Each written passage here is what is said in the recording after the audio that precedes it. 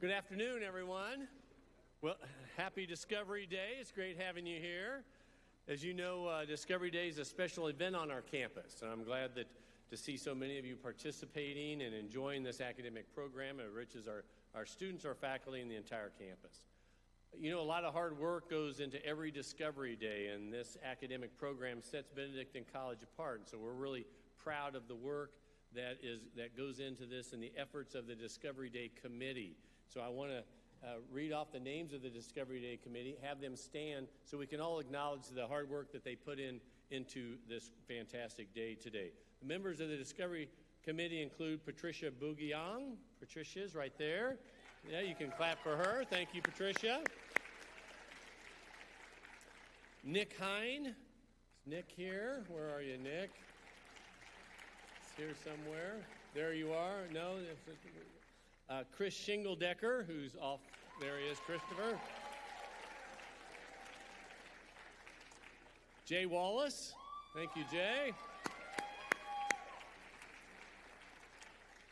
And I want to give special thanks to the co-chairs of the Discovery Day Committee, Terry Malloy and Julie Bowen, right here. Thank you.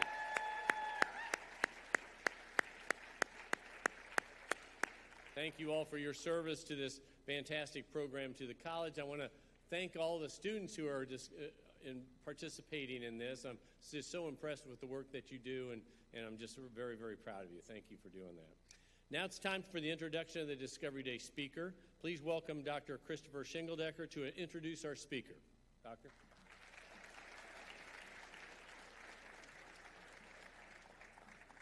Hello, everyone. Thank you very much for coming out. We're so excited to have Dr. Barr with us. And so I'm going to introduce him as a very eminent person. So it's a long introduction, so you'll have to bear with me. So Dr. Barr is a professor emeritus in the Department of Physics and Astronomy of the University of Delaware and former director of its Bartol Research Institute. He currently is the president of the Society of Catholic Scientists, of which we have a chapter here in the Kansas City area chapter of the Society of Catholic Scientists, and is a fellow of the American Physical Society. He does research in theoretical particle physics, especially grand unified theories of CP violation. He'll tell you more about that, I'm sure. Neutrino oscillations and particle cosmology. His notable work includes co-discovering the much-studied flipped SU5 scheme of unification. It's another thing, grand unified theory. Identifying the Barr-Z diagram as an important source of electric dipole moment for basic particles, such as the electron and neutron in many theories, and proposing the so-called Nelson-Barr mechanism as a solution to the strong CP problem. Don't worry, the quiz is afterwards. He's the author of the article on grand unified theories for the Encyclopedia of Physics and the book Modern Physics and Ancient Faith, which was published by University of Notre Dame Press in 2003. He received his Ph.D. in theoretical particle physics from Princeton University in 1978. Princeton also awarded him the Charlotte Elizabeth Proctor Fellowship for Distinguished Research. He went on to do research at the University of Pennsylvania, University of Washington, and Brookhaven National Laboratory before joining the faculty of the University of Delaware in 1987. He was elected director of the Bartol Research Institute of the University of Delaware in 2011. He writes and lectures frequently on the relation of science and religion, and since 2000 has served on the editorial advisory board, now the advisory council, of the religious intellectual journal First Things, which maybe a few of you at least are familiar with, I would imagine, in which many of his articles and book reviews have appeared. His writings have also appeared in Commonweal, National Review, Modern Age, The Public Interest, America, and the Wall Street Journal, as well as many others. In 2002, he gave the Erasmus Lecture, sponsored by the Institute on Religion and Public Life, and in 2007, Pope Benedict XVI awarded him the Benemerenti Medal for service to the Catholic Church. In 2010, he was elected a member of the Academy of Catholic Theology, and last, certainly not least, most important, he is married to Kathleen Whitney Barr, and they have 5 children together. So, with that, I'd like to welcome our Discovery Day keynote speaker, Dr. Stephen Barr.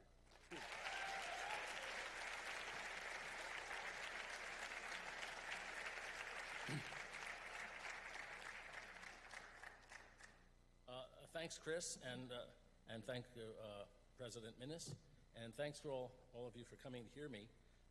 I've been really bowled over by how beautiful the campus is. I was telling Professor Shingledecker that this is, without doubt, the most beautiful campus I've ever seen.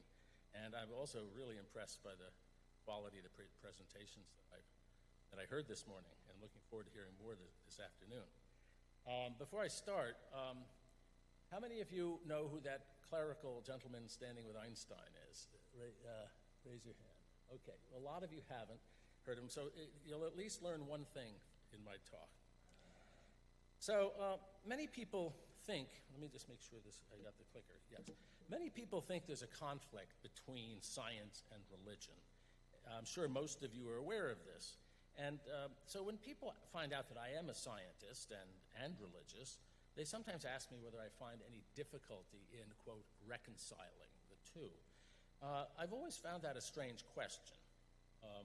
I'm a scientist for many of the same reasons that I'm religious: a sense of wonder, a passionate desire to know the reason behind things, and a belief that there is a reason behind things, and a deep conviction that everything holds together in some coherent way. For me, both the Catholic faith and modern science make sense of the world. Science tells us about the things that we can observe and measure.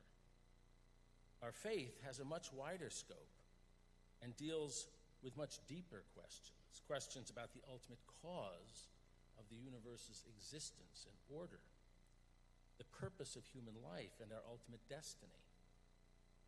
It tells us about spiritual realities, about God and man, love and truth, good and evil, sin and redemption. The Catholic faith and empirical science are two perspectives on reality.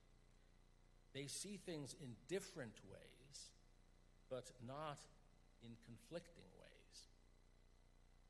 Now, I've been a Catholic for 68 years and a scientist for over 44 years, and I know of no scientific fact or well-established theory that conflicts with any authoritative Catholic teaching. So why do so many people think that science and religion are at odds with each other? There are many reasons. Some people have misconceptions about science and what it has discovered. Many people have misconceptions about what various religions actually teach. This is certainly true of Catholicism. Not even all Catholics have an accurate knowledge of what their own faith teaches. Some people just lump all religion together in an undifferentiated mass. Every example of a superstitious belief or magical practices that they come across is therefore evidence to them of the irrationality of all religion.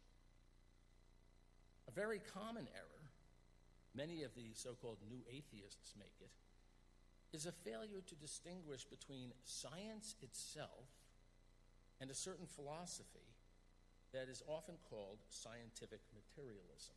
Now, what is scientific materialism? Well, what's materialism? Materialism is the view or the idea that all reality is reducible to matter and its behavior. Scientific materialists are people who think that materialism is somehow implied by modern science. This is an opinion that is held by many scientists and by many people who claim to speak in the name of science. But it has no claim to being science. It is, as I said, a philosophical opinion. If matter were the only reality, then of course God would not exist, because God is not a material object, nor would human spiritual souls. A human being would be nothing more than a complex structure made of atoms, and everything about a human being would therefore be explicable in terms of the laws of physics that govern how those atoms move. In other words, scientific materialism implies not only that God does not exist, but that strictly speaking, you don't exist either, not in the way you thought you did. The popular astronomer and science writer Carl Sagan put it this way. In one of his books, he wrote, "I am a collection of water, calcium, and organic molecules called Carl Sagan." Francis Crick, co-discoverer of the structure of DNA, wrote in one of his books, your joys and your sorrows, your memories and your ambitions, your sense of personal identity and free will are in fact, no more than the behavior of a vast assembly of nerve cells and their associated molecules. As Lewis Carroll's Alice might have phrased it, you're nothing but a pack of neurons. Now, for some of its adherents, scientific materialism is just a philosophical viewpoint, but for others, it's a passionately held ideology that sees science as having a saving mission. And that mission is to free the human mind from irrationality and superstition, and they count religion as a superstition. For such people, it's not enough that science is good and brings us an understanding of the world. There must be an enemy to be vanquished. They cast religion in that role. This explains the otherwise unaccountable zeal that some materialists, like Richard Dawkins, for example, have in propagating their ideas. They feel they're taking part in a grand struggle between reason and its enemies. Now, those who say that science and faith are in conflict have three kinds of arguments or claims that they make. Their philosophical claim is that there is an inherent contradiction between the scientific and religious outlooks. Science is based on reason and evidence, whereas religion, they say, is irrational because it's based on dogma, faith, and mystery, which involve belief in things that cannot be seen and for which supposedly there's no evidence. Science is based on natural explanations and natural laws, whereas religion is based on miracles and the supernatural. They see religion as a matter of myth and magic, and therefore the very antithesis of a rational scientific outlook.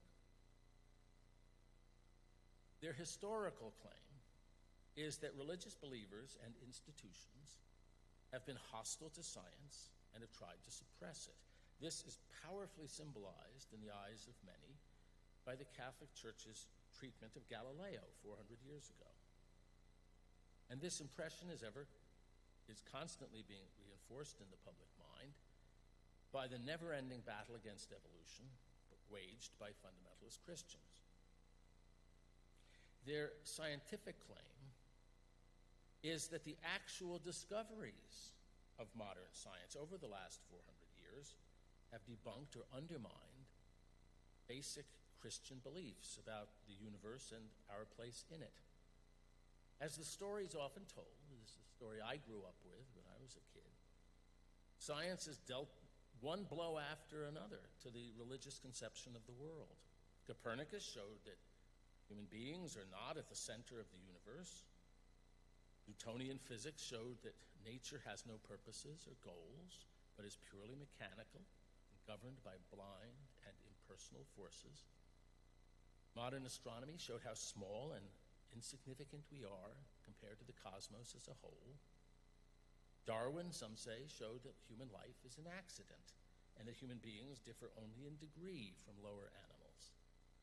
Advances in neuroscience and artificial intelligence are thought to be demonstrating that the supposed soul is nothing but the working of the brain, a complex biochemical computer.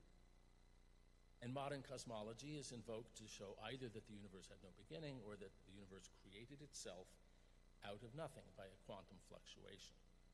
Those are some of the things that are pointed to. In this talk, I'm going to focus primarily on the materialist philosophical and historical claim that religion and Christianity in particular are inherently contrary to science and historically have been its enemies. In the last part, I will discuss some of the things modern physics has discovered and argue that they're more consonant with what Christians and other theists believe than with materialism and atheism. So let's begin with the opposition between the supernaturalism of religion and the naturalism of science. Now, it is certainly true that biblical religion and most other religions involve belief in supernatural entities and events. However, the biblical religions have never been based on supernaturalism, if we mean by that a rejection of the idea that there is a natural order and that there are natural phenomena and natural causes.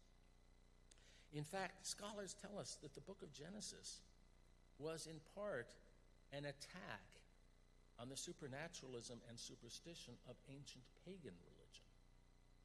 When Genesis said that the sun and moon were merely lamps placed by God in the heavens to light the day and the night, it was not attacking the modern scientific explanations of the origin of the sun and moon. It could hardly have been doing that, since those explanations were 2,000 years in the future, more than 2,000. What it was attacking were the ancient pagan religions that worshipped the sun and moon as gods. When Genesis said that man is made in the image of God and is to exercise dominion over the animals and the rest of creation, Genesis was, among other things, attacking the pagan religions in which human beings worshipped and bowed down to animals or to gods made in the image of animals. In paganism, the world was filled with occult forces and populated by numerous deities, gods and goddesses of oceans and forests, of wind and fire, of lightning, of sex and fertility, and just about everything.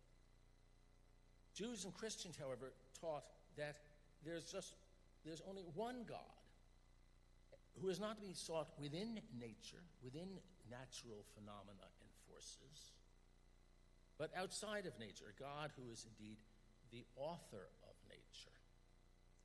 In this way, biblical religion stripped the physical universe of divinity and made it into a natural world, no longer the abode of gods, but rather the creation of the one God.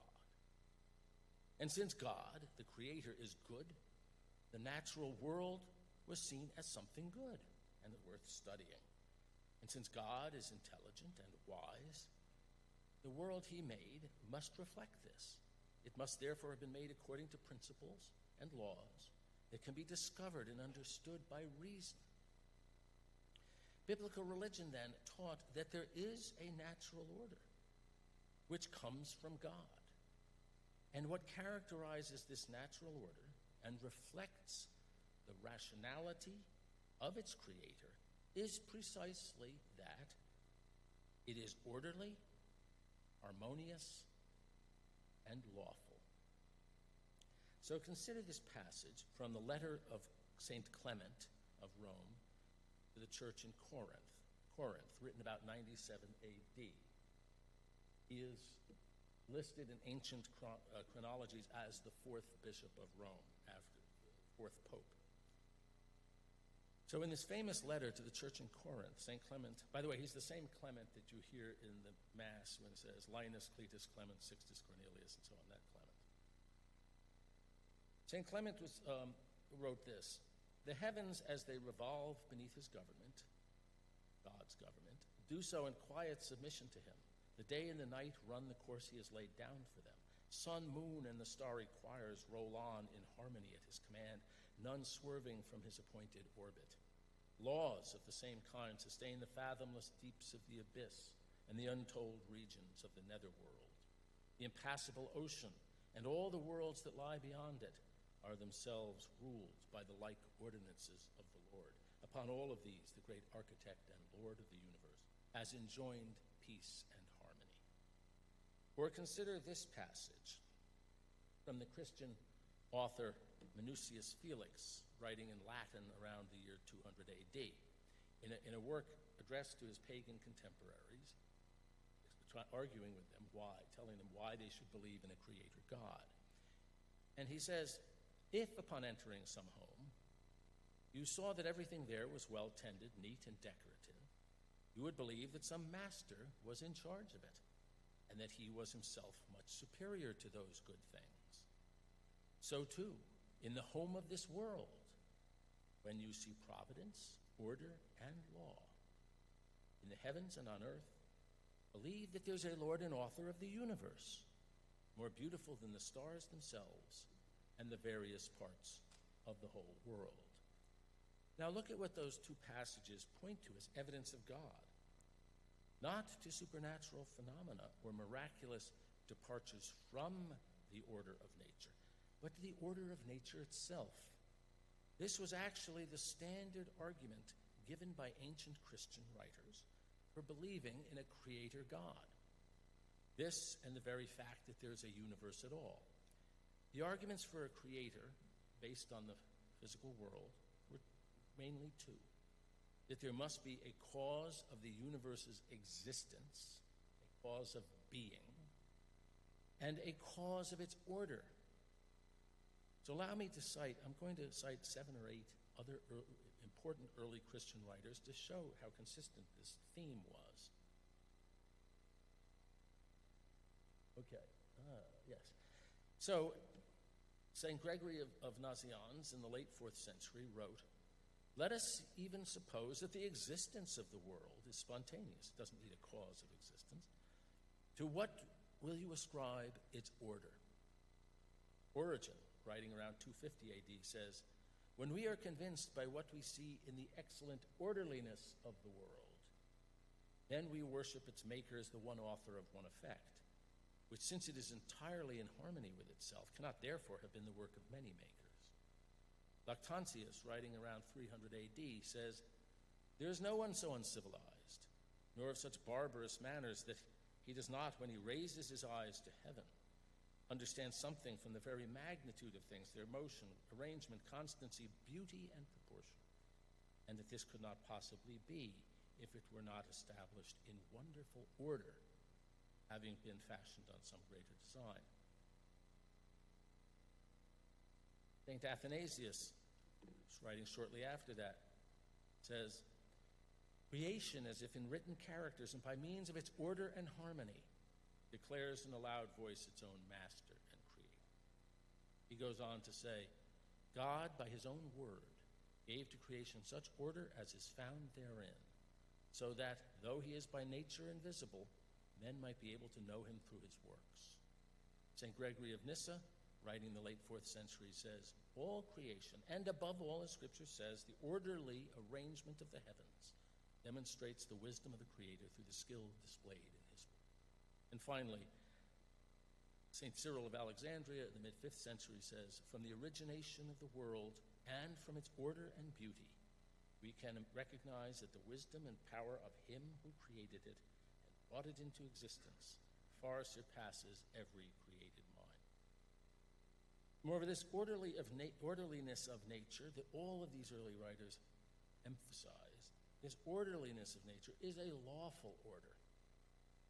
And if there is a law, the argument was, there must be a lawgiver. So, God was a lawgiver, not only to Israel and to the human race, but to the cosmos itself. In Jeremiah 33:25, God says, "When I have no covenant with day and night and have given no laws to heaven and earth, then too will I reject the descendants of Jacob and of my servant David." Psalm 148 tells of God establishing the sun, the moon, the stars, and the heavens by a decree or law.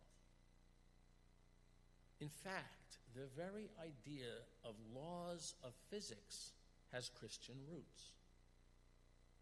It comes from two great scientists of the 1600s, René Descartes, Catholic, and Isaac Newton, Protestant, who based the idea of laws of physics on the idea that God imposed laws on the material world. Even some atheists concede this, recognize this. For example, the eminent biologist Edward O. Wilson, who died last December. He's a very famous Harvard biologist. He suggested the following as the reason that ancient Chinese civilization, for all of its impressive scientific achievements, did not produce a Newton or a Descartes. That why no Descartes or Newton? Because their scholars, the Chinese scholars, had abandoned the idea of a supreme being with personal and creative properties. No rational author of nature existed for them. Consequently, the objects they meticulously described did not follow universal principles. In the absence of a compelling need for the notion of general laws, thoughts in the mind of God, so to speak, little or no search was made for them. And I emphasize, he was not religious. He was at least an agnostic and probably an atheist. The well-known cosmologist André Linde, also an atheist, has suggested that the notion of a universe governed, quote, by a single law in all its parts is historically rooted in monotheism, and he's right about that. So, now let's talk about the supernatural. The biblical religions do, of course, teach that there are supernatural realities that have effects in the world. An example would be grace. But the word supernatural, which literally means above the natural, would make no sense unless there were a natural order in the first place. And the concept of miracles, which are extraordinary events that go beyond what is naturally possible, presupposes that there is a natural order that determines what is naturally possible and what isn't. There's no logical contradiction between the idea of miracles and the idea of a lawful universe. But the same lawgiver who established the laws of nature can also suspend them or override them. Because he made the rules, he can make exceptions to them for the sake of some greater purpose. As we shall see, the men who led the development of modern science in its first few centuries, the pioneers in uncovering nature's laws, such as Isaac Newton, were almost all devout Christians who believed in miracles. There is much confusion today, even among religious believers, about how nature relates to God. Instead of seeing God as the author of nature, they see God and nature as somehow opposed to each other and in competition with each other. So that if something has a natural explanation, they think, then God has nothing to do with it. And conversely, if God is the cause of something, well, it must be supernatural. But many therefore look for evidence of God only in what is outside of the course of nature, or inexplicable by science. That is, in the gaps in our scientific understanding. Hence the expression of the God of the gaps. And atheists think that by enclosing the gaps in our scientific understanding of nature, we will leave no place for God to hide. Now, the traditional Christian view is quite different. If God, as the creator of the natural world, established its laws and gave things their natural powers, then his existence is evident in nature itself and its ordinary processes. Medieval theologians distinguished two ways in which God acts in the world. He can act directly in a supernatural manner, for example, turning water into wine, or he can accomplish his will through the operation of natural causes and processes, which in the terminology of theology are called secondary causes. It has ordinarily been the Christian view that God ordinarily acts through natural secondary causes. In other words, in the words of the great theologian Francisco Suarez, who died about 400 years ago, quote, God does not interfere directly with the natural order where secondary causes, natural causes, suffice to produce the intended effect. Now, this principle was important for the founding of science, for it implied that when confronted by some puzzling event or new phenomenon, we should look first for natural causes, for natural explanations. Superstitious people tend to see the supernatural in every unusual or strange event. But this was criticized by the great medieval scientist and theologian Nicholas Oresme, who was a bishop as well as being a scientist. In explaining the marvels of nature, he said, quote, "There is no reason to take recourse to the heavens or to demons or to our glorious God, as if he would produce these effects directly, any more than he directly produces those effects whose natural causes, we believe, are well known to us." Another great medieval scientist and philosopher, Jean Buridan, wrote, "The philosophers," which in those days meant or included what we would call scientists, "the philosophers explain such marvels by appropriate natural causes, but common folk, not knowing of causes, believe these phenomena are produced by a miracle of God, which is usually not true." In other words, for Christians, the default explanation of events is natural causes, not the miraculous. That is why the Catholic Church, for example, does not declare purported miracles of saints to be worthy of belief until it has excluded the likelihood, by a thorough investigation, has excluded the likelihood of natural explanation. So this brings us back to a very crucial theological distinction between primary and secondary causality. I think that the failure to grasp this distinction is one of the main reasons that some people see a conflict between science and religion. Now, this distinction is most simply explained, I believe, by a simple analogy. And I think it's more helpful to use the terms vertical and horizontal cause rather than primary and secondary. So the analogy is to a play or a novel. So consider the play Hamlet. I read it in high school, and I remember some parts of it. And in the play Hamlet, the character Hamlet kills the character Polonius, who's hiding and eavesdropping on him behind a curtain.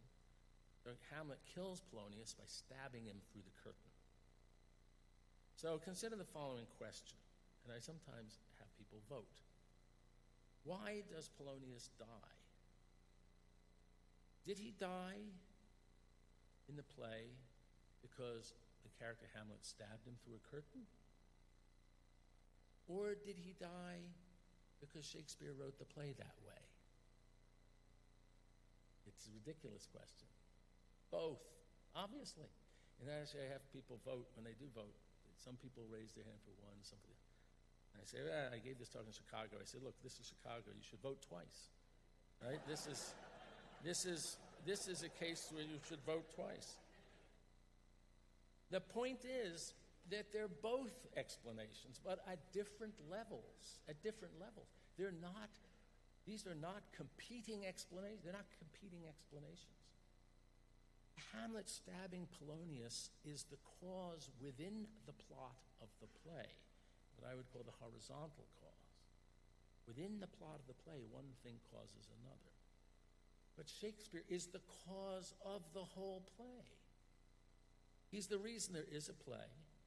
He's the reason that there are characters, Hamlet and Polonius, and that Hamlet stabs Polonius, and that causes Polonius to die.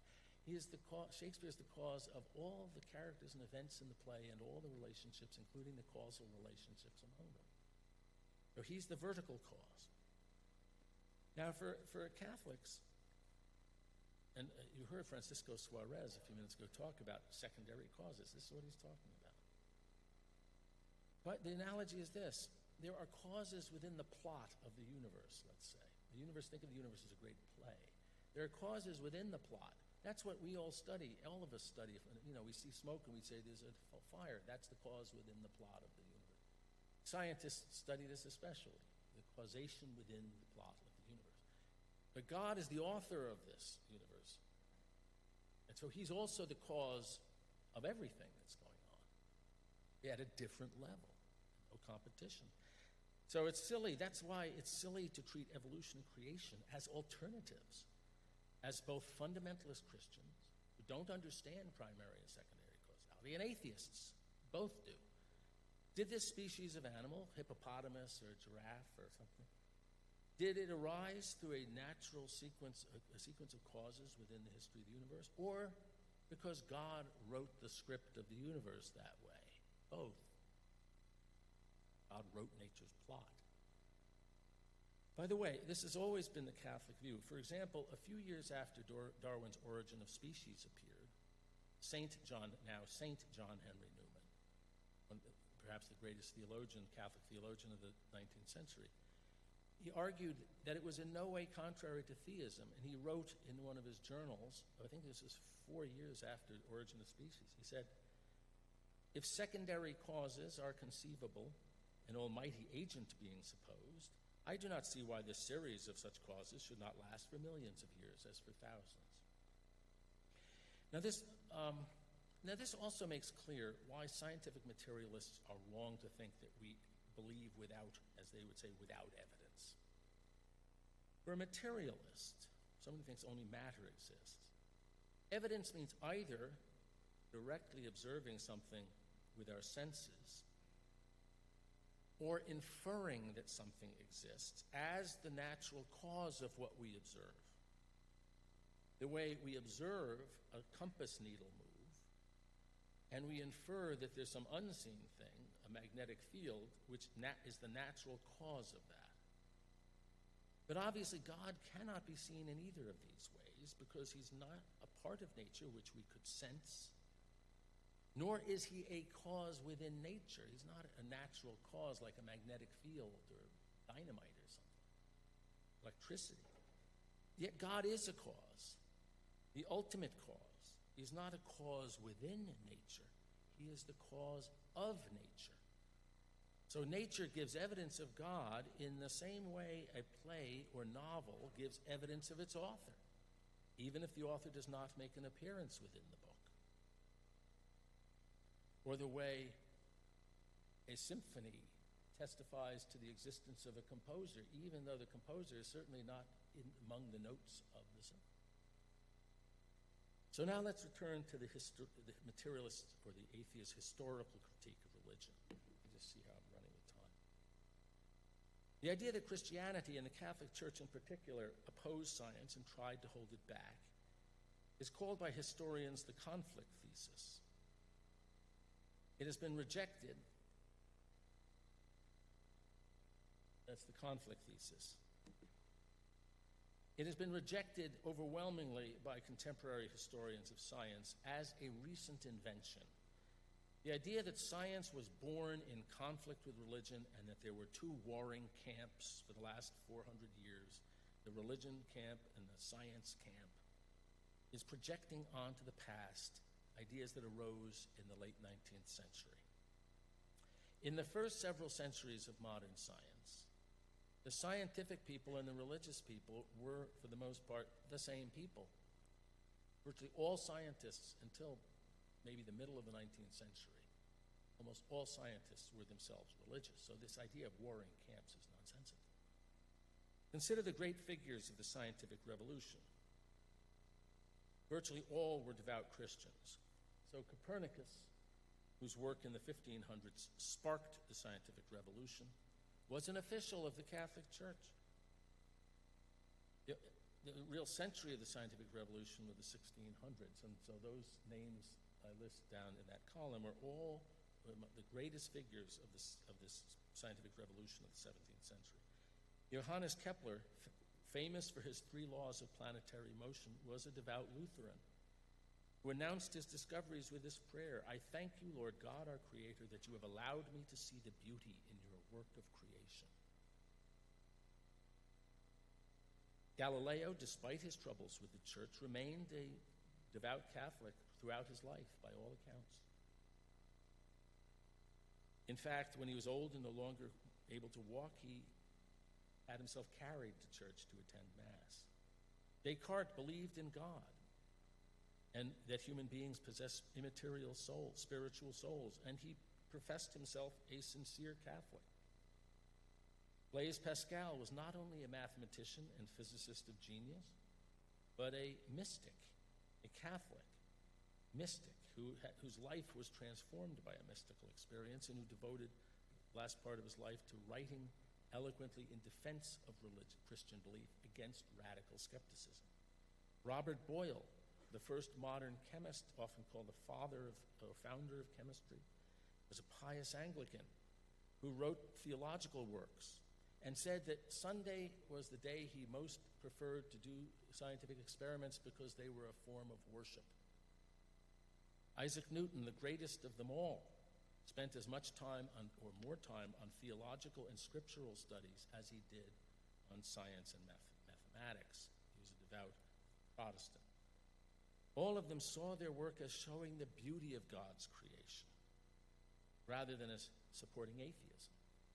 And this was true well beyond the 17th century. By the way, there's other great figures. Those are practically the who's who of science in the 1600s, and all of those names were devout Christians. And even in the 19th century, the two greatest physicists of the 19th century were Michael Faraday and James Clerk Maxwell, who were deeply devout Protestant Christians. Moreover, the scientific revolution did not spring from thin air. Its foundations were laid in the universities of medieval Europe. Universities were invented in medieval Europe and were, of course, Catholic institutions. As the distinguished historian of science Edward Grant, who's not a Catholic, said, it was in those medieval universities that for the first time in human history, science was institutionalized, as he put it. First had an institutional basis. That is a place where science was studied continuously from generation to generation by a stable community of scholars.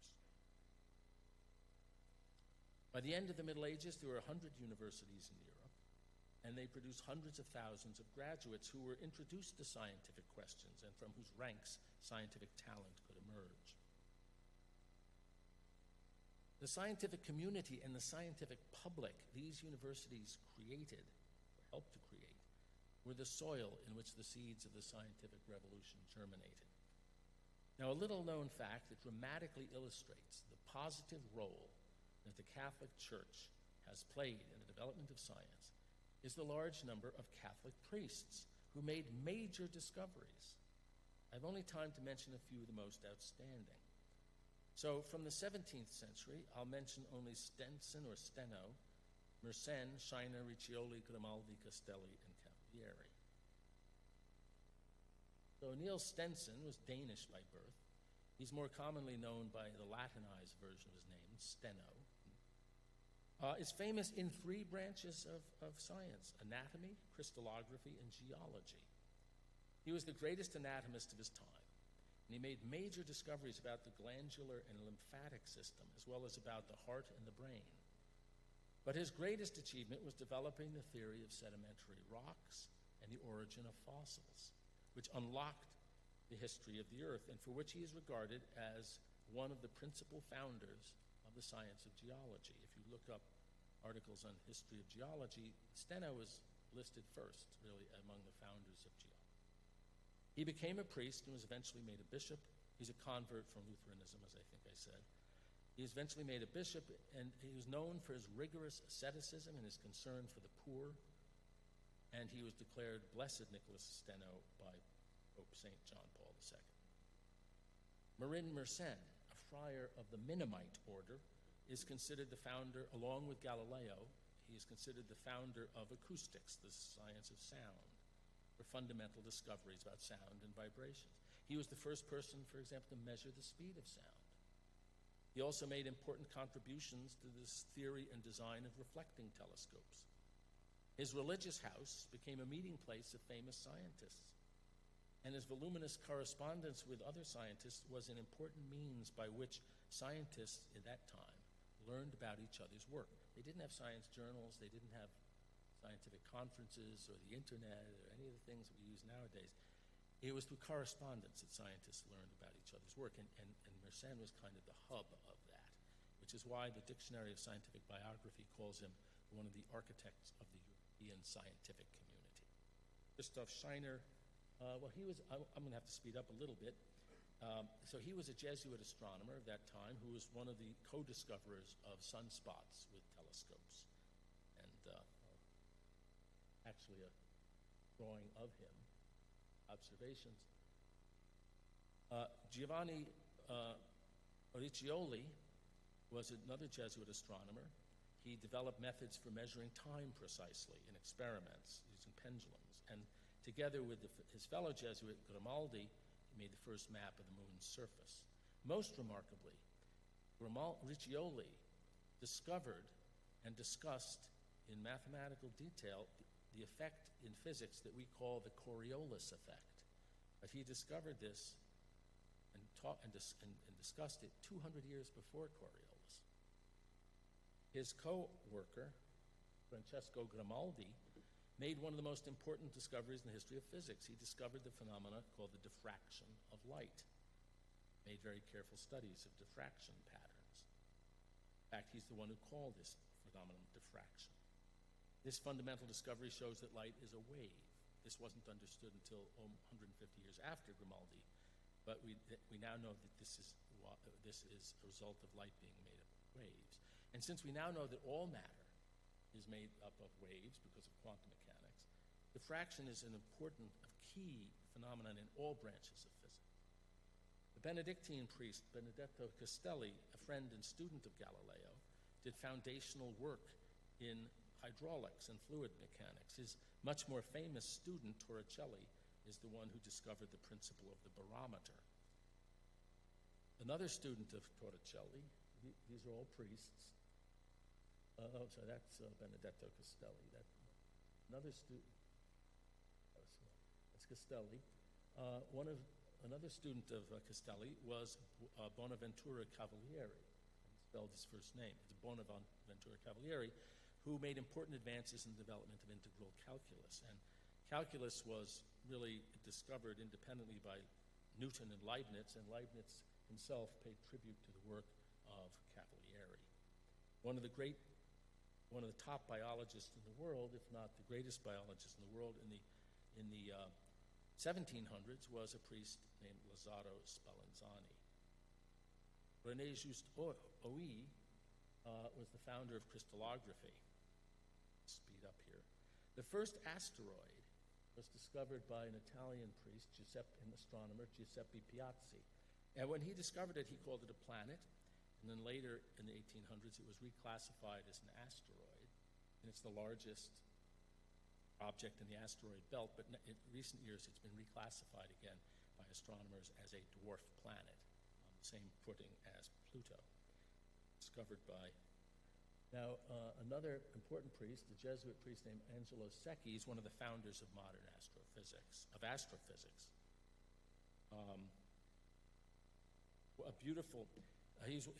He was a pioneer in using spectroscopy to study the sun and stars, and he developed the first classification scheme of stars based on the spectra of their light.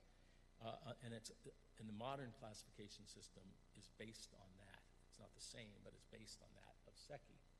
And a beautiful symbol of the harmony of faith and science is that Seki did some of his groundbreaking research using an observatory that he had built on the roof of the beautiful church of St. Ignatius in Rome.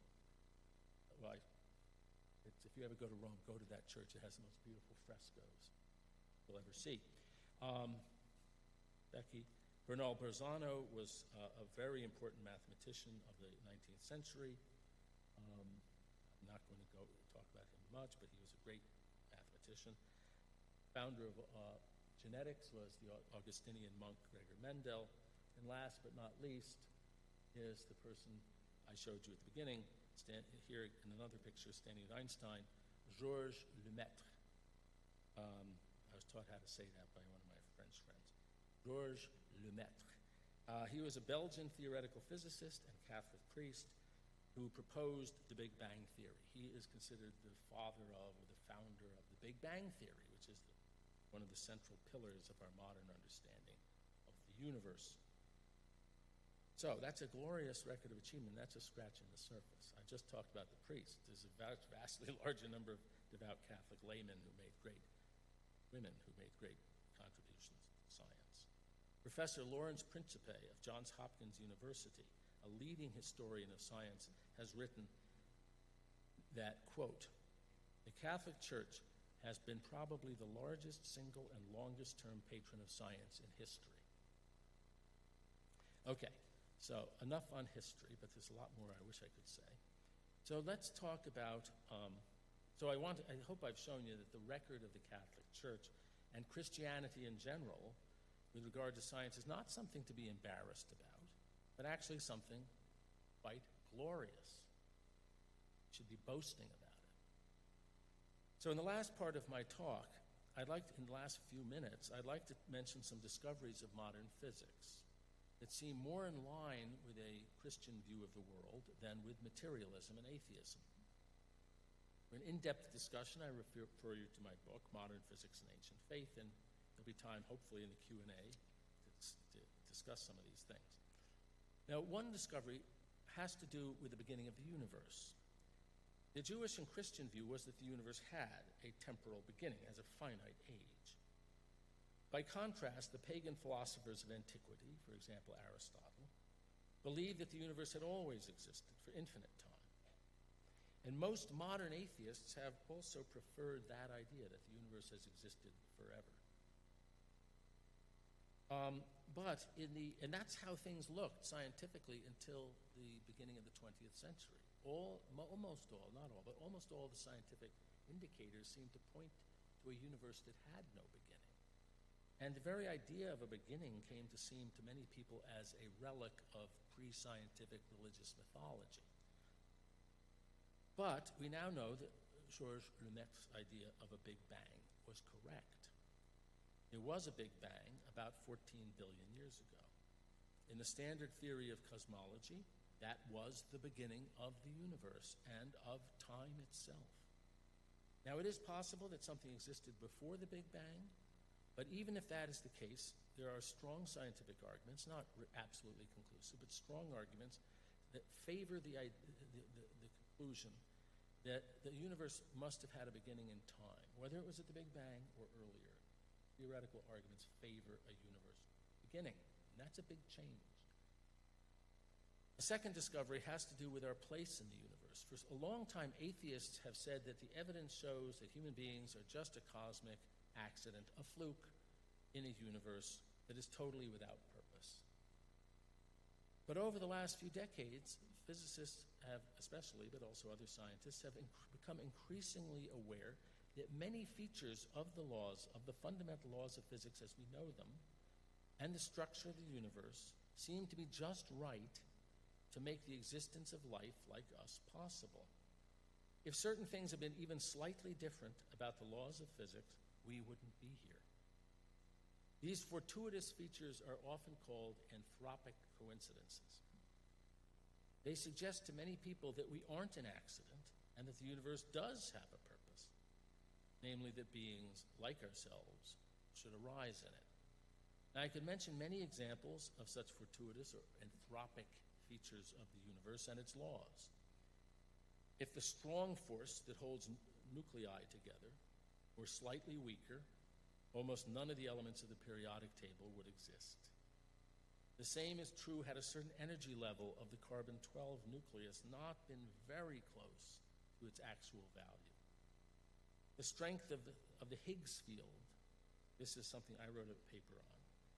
The strength of the Higgs field, its so-called vacuum expectation value in the jargon, has to be just right, has to be in a very narrow range of possible values if life is to exist, and of course it is in that range. Nor is it just certain quantities that seem, as they say, fine-tuned to make life possible. Certain gross qualitative features of the universe are crucial as well. The fact that the world is quantum mechanical is very important for the possibility of life, as is the fact that there are 3 extended dimensions of space and not more or less. And I won't go into the details, but my book goes into this. And these are not my points. These are points other people have made. An interesting case is the very size of the universe. Many people have seen the vast size of the cosmos compared to us as proving that we are insignificant in the cosmic scheme. But actually, the vast size of the universe is a precondition for us being here, given the way the laws of physics work. It takes billions of years. It took billions of years for the chemical elements most of the elements of the periodic table to be synthesized by astrophysical processes in the interiors of stars, for example. And it took billions of years to get the chemical elements, and then billions of years of biological evolution to work up from single-celled organisms up to complex creatures such as ourselves. So you need the universe to be able to last for billions of years. But not just that, Einstein's theory of gravity relates the longevity of a universe to its size. So if you said, well, I think God should have made a universe that was much smaller, He should have made the universe the size of North America. That's plenty big for human beings, yes. But a universe that never got big in the few thousand miles across would only have lasted on the order of 100th of a second. And a universe, even if it got to be the size of the solar system, which dwarfs us, it would only have lasted for a matter of hours. If you want a universe to last for the billions of years it took to produce us, it has to be as big as we see it to be. But as I said, it is a precondition for us to be here. I'm going to skip the subject of multiverses, as interesting as it is. But no, I mean, it's a serious idea, and it is a way of trying to explain these anthropic coincidences in a purely naturalistic way. And I think it's a very serious idea, and I think we might live in a multiverse of sorts. But I'm going to skip that, and we can talk about it privately later, if you're interested. Another development is that the universe, the physicists have found that the laws of physics are based on very deep mathematical ideas. So let's take an example.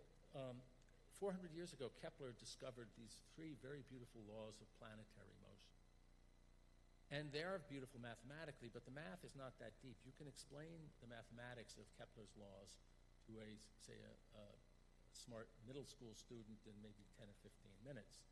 Explain what an ellipse is and a little algebra, and you can explain it. But Kepler's laws were discovered to be, by Isaac Newton, to be a consequence of deeper laws, namely Newton's laws of mechanics and gravity. And those laws, to understand Newton's laws of mechanics, you really have to understand calculus. So you're talking about a high school senior, typically, or a college freshman. But Newton's laws of gravity are now known to be based on yet deeper laws, namely Einstein's theory of gravity. And Einstein's theory of gravity requires much more sophisticated mathematics. You have to know about curved, non-Euclidean space-time, four-dimensional space-time, and use things such as tensor analysis and differential geometry. So usually you learn general relativity, if you do learn it, most people with PhDs in physics don't take that course, but you usually take it as a graduate course, a full semester, after you've learned a lot of math and physics as an undergraduate. We're talking about much deeper. And now it is believed by many of the top people in my field, and I think they're right, that Einstein's theory of gravity is really an approximation to a yet deeper theory, which is called superstring theory. And that is so deep mathematically that even though superstring theory, the so-called superstring revolution happened in 1984, and since then hundreds of the most brilliant mathematicians and theoretical physicists in the world, if not thousands, but certainly many hundreds, have been intensively studying it since then, they still will tell you that they haven't really understood fully its mathematical structure because it is so deep. And this suggests, I think, that the world is the product of a great mind. The more deeply physics has probed the inner workings of the physical world, the more profound and intricate the mathematical structure it has uncovered. The architecture of the physical world is not based on just mere amalgamation of simple stuff. It's not built with Legos or Tinker Toys.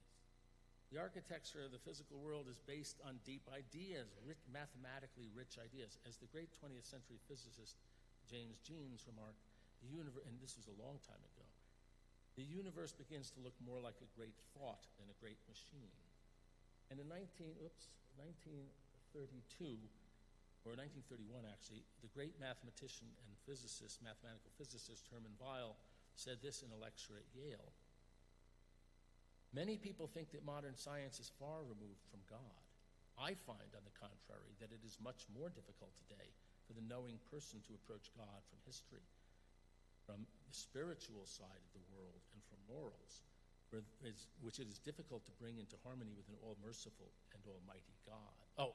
For there we encounter the suffering and evil in the world.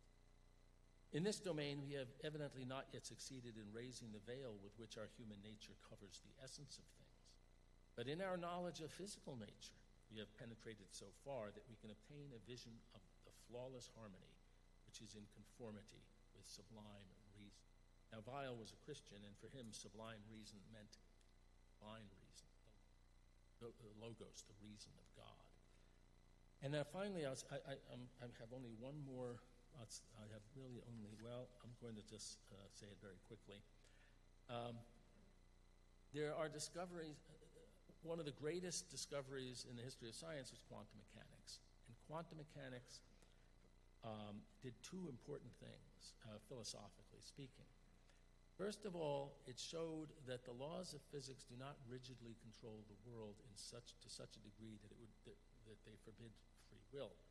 One of the things that made a lot of people lose their faith before the 20th century, since the time of Newton, is that physics before the 20th century seemed to be, as they say, deterministic. That is, all the equations of physics known until the 20th century were such that they absolutely rigidly controlled everything that happened in the world, so that the past uniquely determines the future.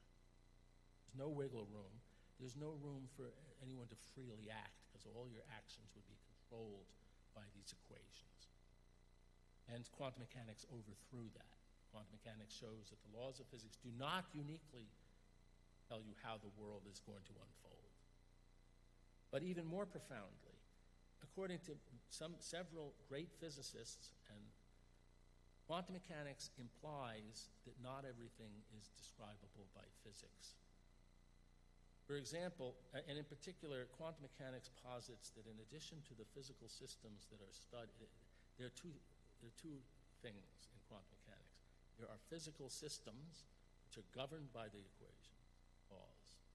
Then there are observers who make measurements on those systems. And if you try to say that the observers, which includes us, the observers are completely described by the equations, toto, you run into problems. You run into something called the measurement problem. And that's why several great physicists say that, Rudolf Peierls, one of the great 20th century physicists, said, the premise that you can describe in terms of physics the whole function of a human being, including its knowledge and consciousness, is untenable. And he's saying that on the basis of quantum mechanics. The Nobel Prize winner Eugene Wigner said, the materialism, quote, and specifically as applied to the human mind, is, quote, inconsistent with present quantum mechanics. And I can just say very briefly what the argument is. In quantum mechanics is based at a very fundamental level on probabilities. It doesn't tell you what's going to happen, it tells you the probabilities of things happening, like a radioactive nucleus decaying or something. Now, the trouble is that when measurements are made, you have a definite outcome, not just a probability, but something definitely happens or doesn't happen when you make a measurement, an observation. But the equations of quantum mechanics don't give you definite outcomes. Can't. They only give you probability. What you calculate is probabilities, but what you measure is definite outcomes. So if you were to say that that everything that went on during a measurement, including everything that went on in the mind of the person making the measurement, is describable by the equations, and the equations never give you definite outcomes, but only probabilities, the world would be trapped in a limbo of probabilities, and nothing definite would ever happen. And so there's a whole chapter in my book about this, and there's a YouTube video where I explain all of this. But let me just quote a distinguished philosopher of physics at Princeton University named Hans Halvorsen. Whoops, I don't have the quote up there. Yes, I do. I have it in the previous one. In the case of quantum mechanics, he said, if one presupposes physicalism, that is everything, including you and me, is physical, then one quickly lands in the measurement problem. So anyway, so there's this argument goes back to John von Neumann in the 1930s. in quantum mechanics implies that materialism is false. And I'll just end with this statement. Not only has religion and Christianity in particular, including the Catholic faith, Catholic Church, been a great friend of science and played a very positive role in its history, but the things discovered by science, in the 20th century especially, contrary to what many people think, have actually, in a number of ways, tended to agree with some fundamental religious ideas about the universe and our place in it. Thank you very much.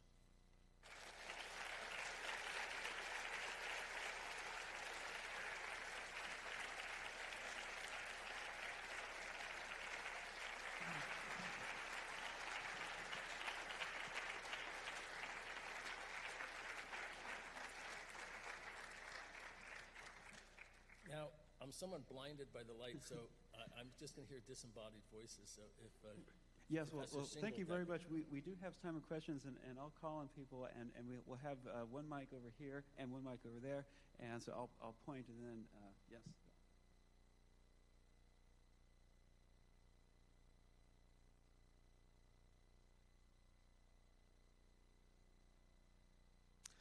At one point, you said you didn't think there was a scientific discovery ever that contradicted any of the tenets of the Catholic faith. I'm not aware of any established scientific fact that contradicts any authoritative teaching of the Church. Okay. So in the example of Galileo, for example, there were persons who held that the Earth was at the center of the universe and held it as if it were a matter of faith. And the scientific discovery... Right, I was using the present tense. I'm not aware. Okay. Now, if I'd been yes. Now, in the past, there were. I would use as the biggest example, one I sort of mentioned in passing. If I were alive in the 19th century, I wouldn't have been able to make that statement so definitively, because all the science at that time didn't prove, but strongly suggested that the laws of physics were deterministic.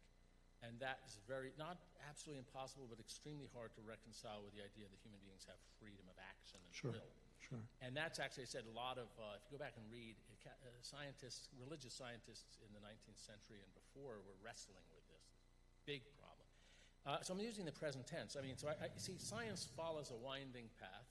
And there are times in the twists and turns of science that it seems sometimes to be leading away from the religious picture of things. And I think that was true at certain times in the past. But I think as Catholics, we all have confidence that when it finally arrives at its destination, it will not be found to disagree. And we're actually, so I'm talking about the present time. I don't know of any scientific fact. And in the time of Galileo, that was a time it would have been very uncomfortable to be a Catholic scientist.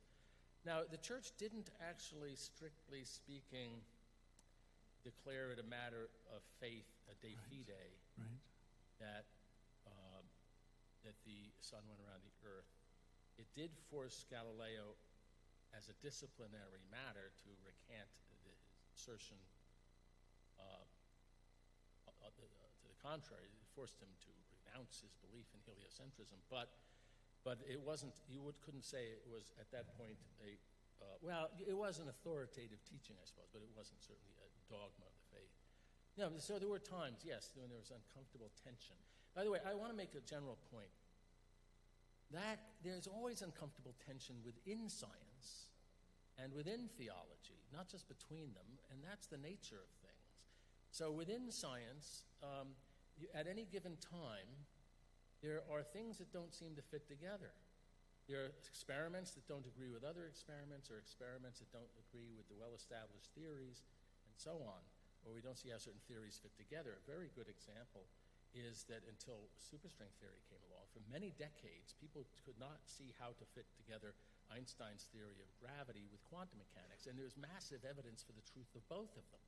And yet, all attempts to reconcile the two failed. And so that's one of many examples where in science, that's what drives science forward. is trying to see how these different experiments that don't seem to jive with each other, or these experiments and theories, how they do fit together, and that drives science forward. Same within theology. In the early church and throughout Christian history, there have been doctrines, and people didn't understand how they could fit together. Jesus is God, but he's also a man. How do you fit that together? Or God is three persons, but there's one God. And and all the mysteries of the faith involve these. And so theologians work and argue and sometimes bitterly disagree on things. And that drove theology forward. And so it's a natural that there would be tension at any time in history between science and theology, because science hasn't arrived at the end of its road, and theology isn't done with all of its thinking. But I think it is a fair. Well, in my case, I don't know right now. In 2022, I don't know of an authoritative teaching of the church which contradicts an established scientific fact.